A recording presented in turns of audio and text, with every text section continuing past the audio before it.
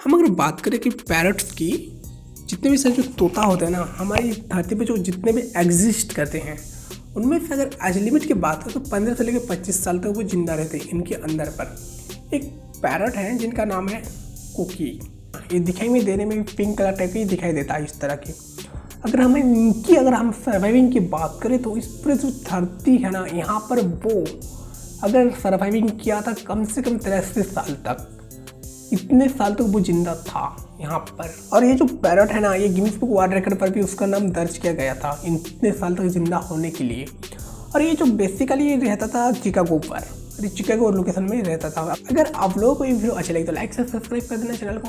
तब तक मिलते हैं अगले वीडियो में दोस्तों।